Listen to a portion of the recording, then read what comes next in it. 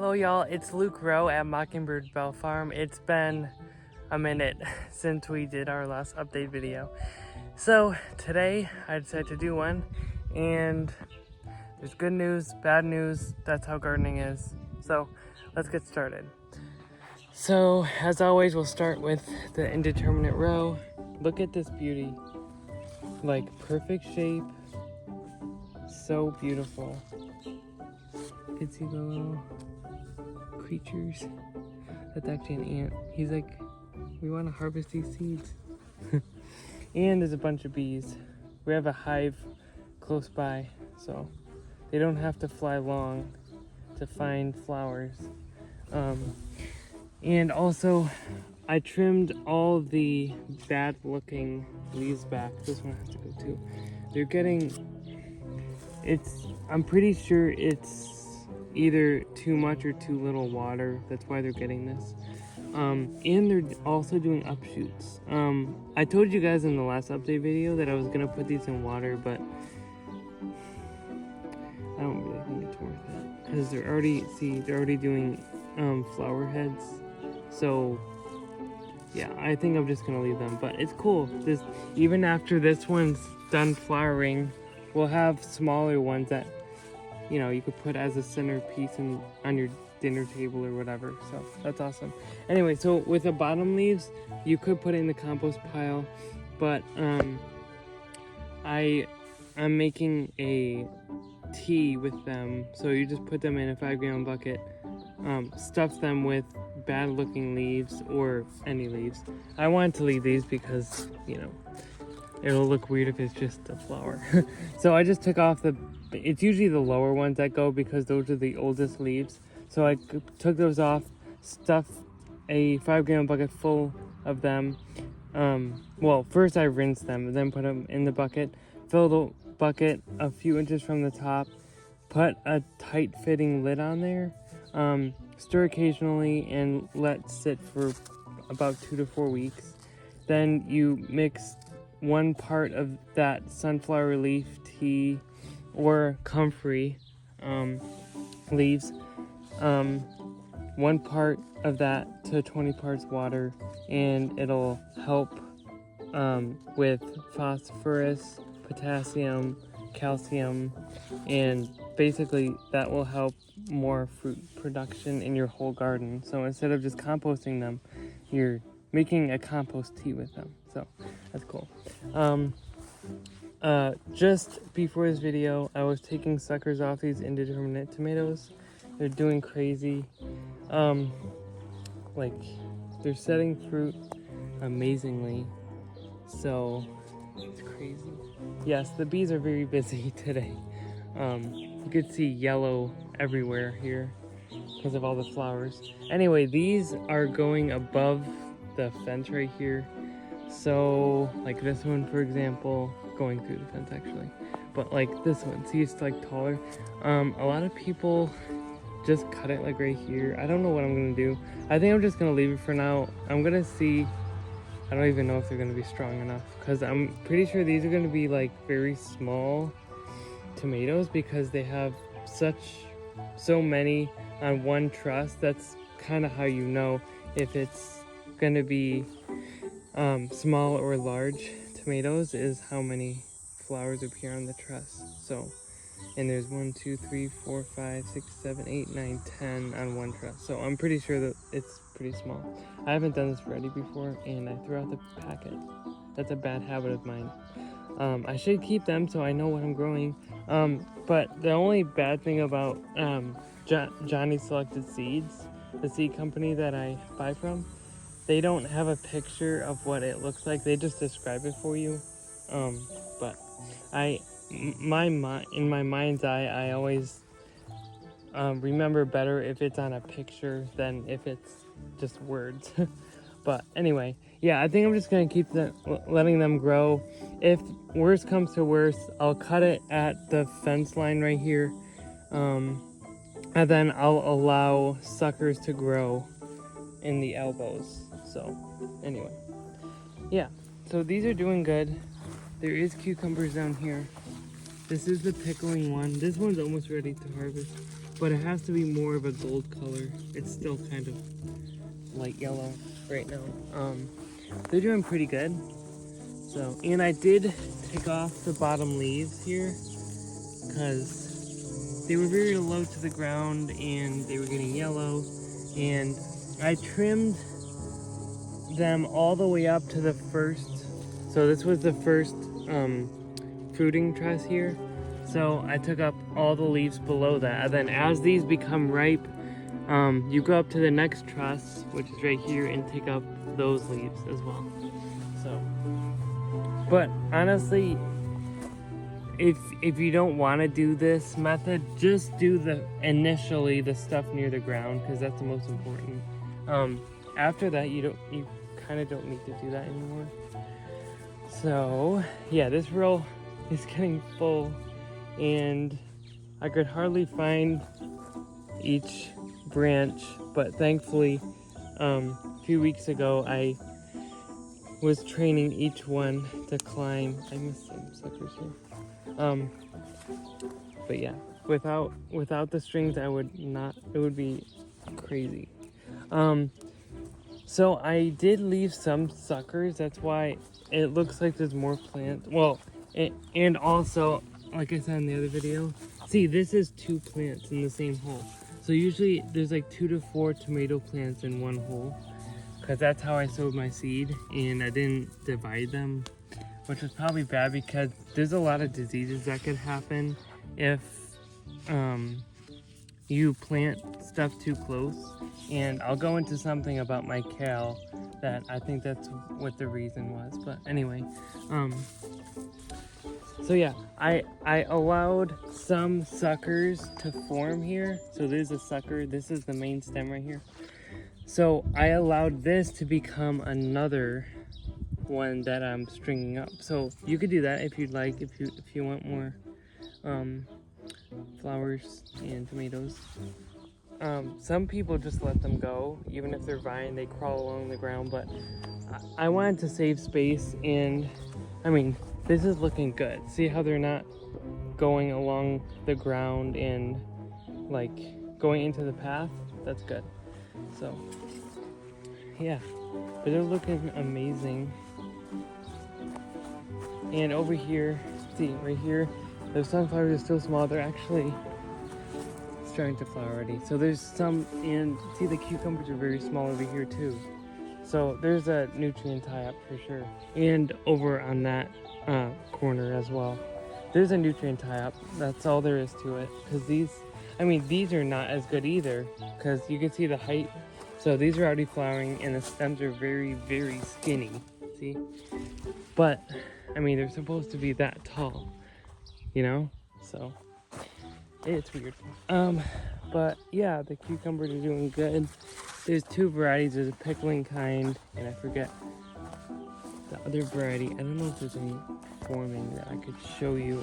I did a harvest about a week ago, and I got about 7 large cucumbers. So that was awesome. And this sunflower is already going to seed. So, oh, kind of short too. This one's just opening, see? Some were opening.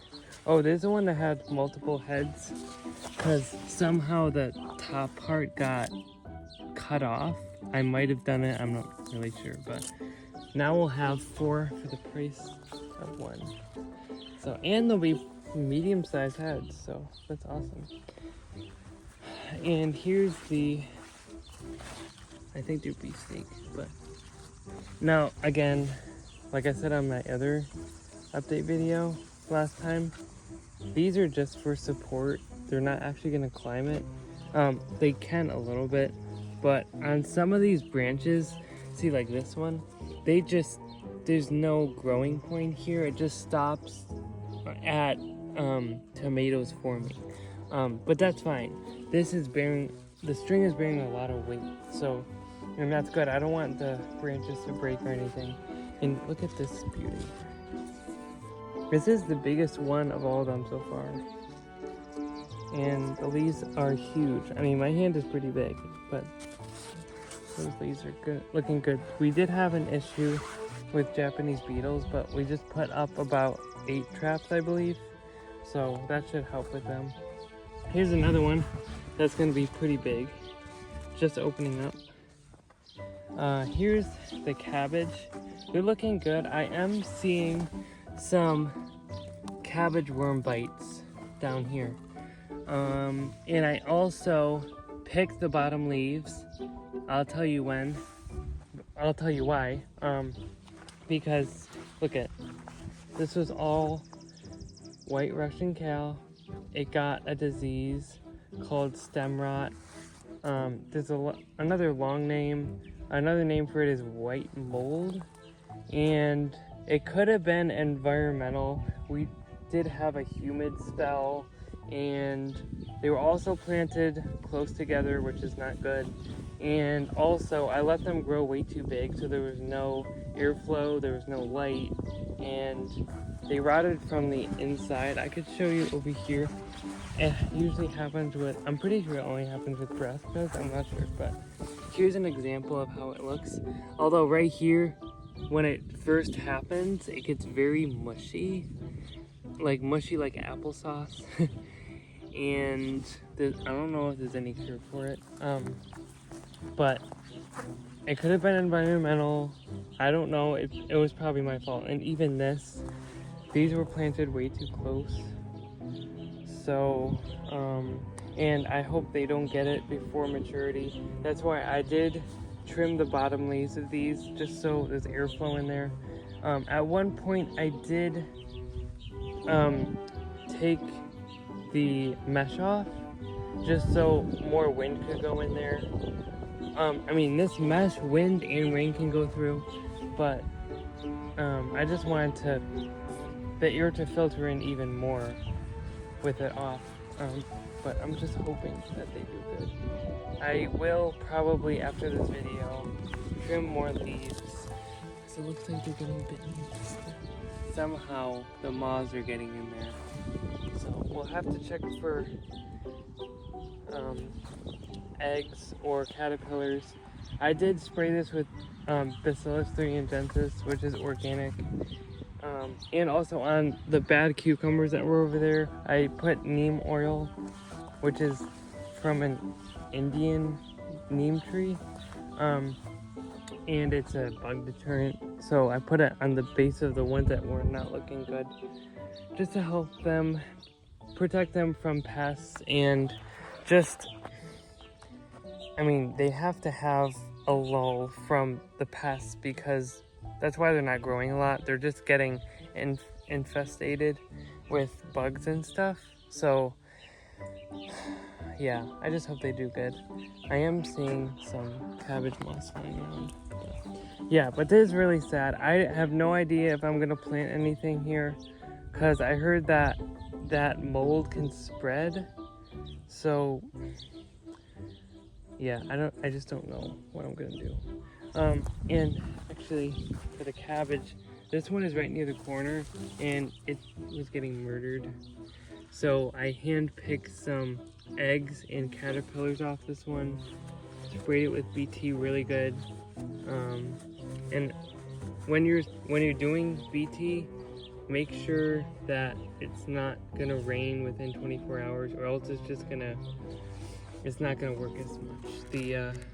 And the caterpillar has to actually eat it for it to do something. It basically turns off his stomach, and then they starve to death. So, oh, see, there's a cabbage moth right there. If they land, they have like black little spots on them, but I will have to pick these. There is more damage on these as well, and I'm trimming them too so they don't get the mold. That would be terrible. They are not looking too good, but I did put BT on here too. So yeah, I'm going to pick these after this video. They're getting way too big, and this is what happened with the white Russian kale. They were getting huge, and I usually pick them small. That's why I've never had stem mold before, ever. This is my first year, and the past here, I've never experienced at, you know, at the other garden, God's Increased Garden, I've never experienced all this, you know. I mean, it's a new environment and all that, but I also believe that it's these weeds along the fence. I mean, it's not all weeds, because there's fennel here, which is edible, and burdock is edible too, but if this was all cut back, it would make good airflow come in here. But yeah, I'll have to ask the farmer if I can take those down, because I need more airflow in here. So anyway, I didn't have this mold problem in my other garden, but I just don't know what the reason was. I think it's very environmental, but it also may be because I let them grow too big. Because back in God's Increased Garden, I was picking them pretty small, you know. So who knows? Oh, and I can show you what's happening on this side. These are a mixture of bush and vine. Most of them are bush, but they're doing good. They're setting fruit like crazy, so that's awesome.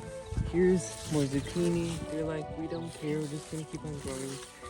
I've already harvested, if I had to guess, probably 12, and they were huge. I had to actually give one away to a friend yesterday because I'm like, I can't use it and eat through it in time because it was humongous. More, they're looking good, getting huge. Oh, there's one. Wish I could catch it. But yeah, they're looking good. I love this variety, how they look. So cool. I actually haven't done a comparison of the taste, if it's a little different than the regular looking zucchini, but we shall see. And I also did, you mix eggshells with vinegar, and then you ferment it for 7 to 10 days, I believe it is. Then mix it with water. I think it's 1 tablespoon for 1 gallon of water. And I put that on here to boost calcium, because a lot of them, they were growing like this big or probably like this big, and then turning yellow and falling off the plant. And that's a calcium deficiency. But as they grow bigger, the roots are going down and out and looking for nutrients like calcium. So anyway, I think they're doing better though. I'm not taking as much bad ones off. So, and I'm keeping this clear. I don't want the stem molding or anything. So, and depending on how the neem oil works on the other stuff, that will determine if I'm gonna spray all the bottoms with neem oil or not. So we'll see. And these leaves, they're already getting powdery mildew. So I heard that you could do, I know it's natural for like the old leaves, like this one, like that's fine because it's just a very old leaf, so it automatically gets it, you know. But I heard like baking soda might help, or milk. So yeah, we'll see. I'll have to look into that. But because they're already getting it, and they said it would be smart to apply it when the first sign, you know, the first sign that you see it. And I mean, it's starting to happen, because see, you can see little blotches of white on here. So. And then we have butternut squash. My favorite squash to grow, honestly. Look at that flower. So beautiful. Yeah, but there's a lot growing in here. Craziness. I don't know if this is 1 or 2 plants. Let me see. I think it's just 1 plant. It's just making a bunch of vines going everywhere. Let's see what else we have in here. Yeah, more butternut. Look at that one. Looking good. So cool. And then we have a vine. This is the one that was friends with squash. It's doing good. Almost to the top of the fence already. Oh, we have a pumpkin. There's another pumpkin on the other side, and it's actually bigger than this. This is a pie pumpkin, so it'll grow pretty big and a vibrant orange color. Here's another one I have to pick. See, it just doesn't matter. They're just gonna keep on growing. I don't care. They don't care about my feelings and that I want to rest. Here's more. Here's another pumpkin, and yeah, they just keep on growing. A lot of people just pick it at this size or even smaller, probably like right here. But I have to give those away too. But it makes me have to be creative. A few days ago I made zucchini applesauce. So basically I just put sugar and cinnamon and pumpkin pie spice with cut up zucchini after I seeded it, and kind of made my own recipe because I wanted a chunky version. A lot of people, they cut it up in bite-sized pieces then put it in a blender, but I like chunky applesauce. I do have to tweak my recipe a bit, so I will put it on my Instagram channel once I do get the right measurements. So yeah, this is literally a forest. You gotta really watch where you're stepping here. Here's a regular kind of zucchini, producing a lot. More tomatoes, as usual. Yeah, everything is producing a lot. This is one that is very stressed out. Probably not gonna make it. I probably should put neem oil on this one. Because you can see the other ones just very full, but this one is just not looking too happy. And it looks like we have a hole. Probably a mouse just eating away at the roots or something. I hate pests. But anyway, other than that, it's looking good. And then this is the German pink variety. It's looking good. These are gonna be bush, I believe. I've never grown these before, but the leaves are really cool. I'm pretty sure it's a bush, but I'm just letting the string climb one of the branches. I think that'll be enough support so it doesn't fall over. But we'll see. And these knots were actually sliding down, because I thought these little nubs right here that they were gonna keep them up, but they didn't. So we had this metal thing right here, so I put it underneath this little nub, put it underneath right here, put it up and then down to hold it there, and then the other side I put it through here, and then I put it over the stake, so it's holding it very snugly. And as the tomato climbs, see, it's not gonna go down anymore. So I did that with each stake, and hey, that works. So these are also stressed out, put neem oil around them. We'll see if they recover. These are the succession planting of kale and Chinese cabbage with interplanted corn. But they are getting eaten alive. And over here, it's something very interesting. Let me see if I can find the plant that it's happening to. It's not stem rot, but it just like stops. It's not, see, like this. It's not rotten. It's just like stops. See? So I don't know what to do about that. These are getting eaten alive, and I'm not covering them.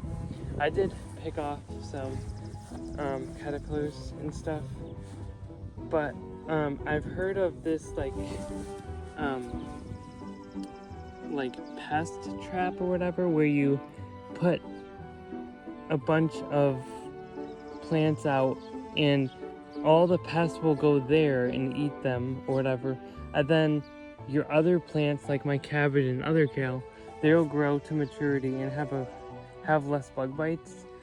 So, but if you're doing this method, then you're supposed to plant these first, so the bugs go after these, and then as they're busy eating these, then you plant your other crops over there. So I kind of did it backwards. I've never heard of that. I guess it works, but I'm just gonna leave these uncovered for now. I did check a few down there and I didn't see any caterpillars or eggs, so that's good. Pretty sure that's it for the garden. Yeah, for the garden. Oh, and I wanted to tell you guys about these. I told the farmer's wife, and I asked her, did you sow some okra last year? And she said yes. But it was way over in some other corner of the garden, and she said that the okra that she tried to save seed from, it was rotten. So, and I showed her these, and she's like, it's probably not because I didn't save any seed from the okra, because they're all rotten, and I put them in the and I was like, what if you put them in the compost? And then I was using the compost, which means, I mean, they probably reseeded here. So, and at my other job, the lady was planting okra, and they look just like this. Kind of like cucurbit-like leaves, and they're tall, like sunflowers. So we're leaving this batch and this batch right here, and these to see if they're okra. That would be so awesome. And then I'll show you over here. I'm doing another batch of tomato plants from the suckers.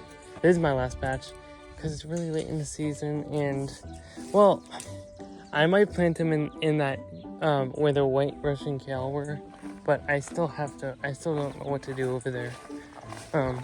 But I know it's gonna be very late planting if I don't give them away, or most of them aren't taken. There's gonna be a lot of green tomatoes because I'm planting them so late, if I do plant them. But I do have that tomato sauce recipe that uses green tomatoes.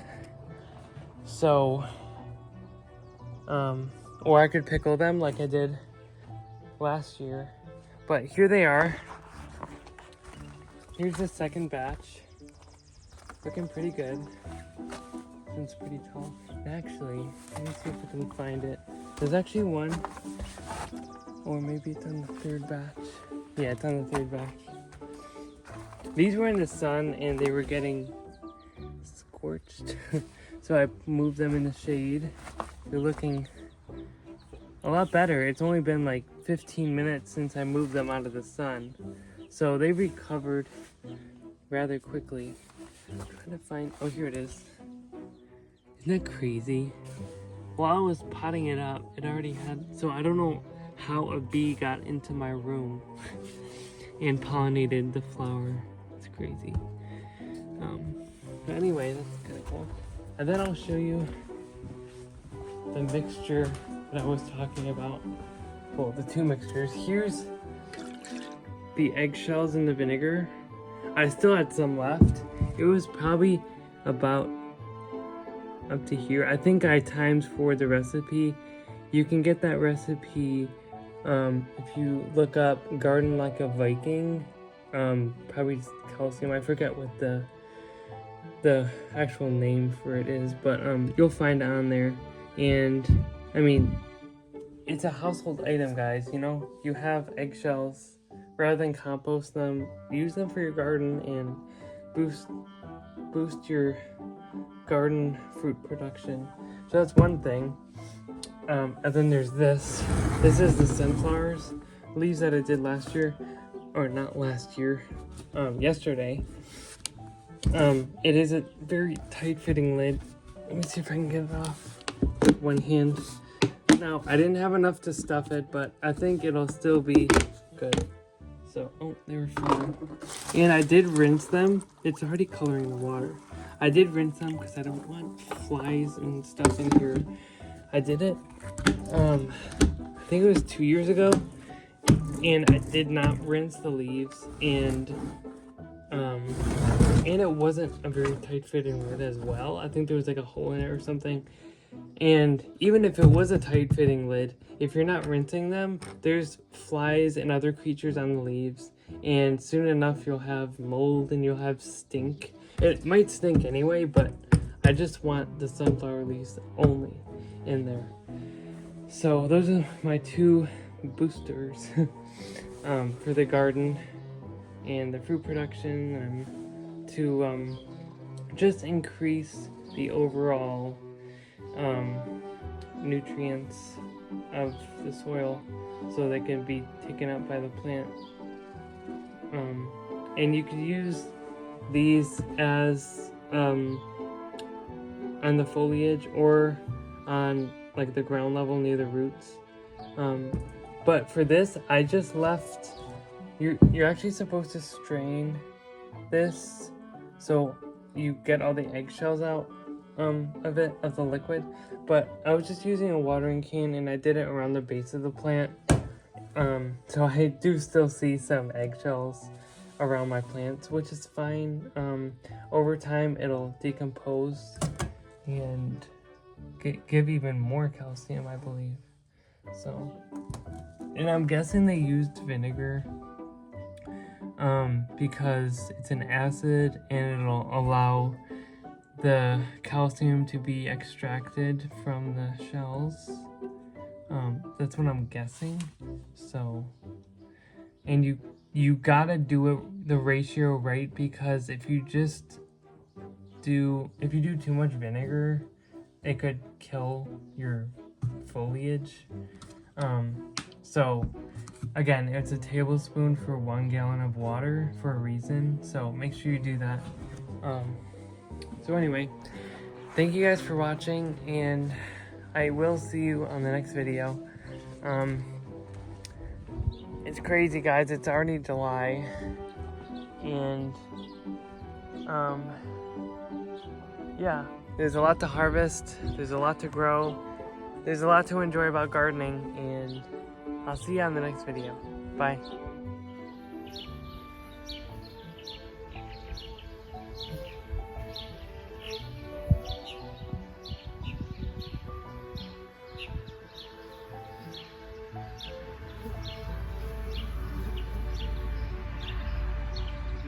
Thank you.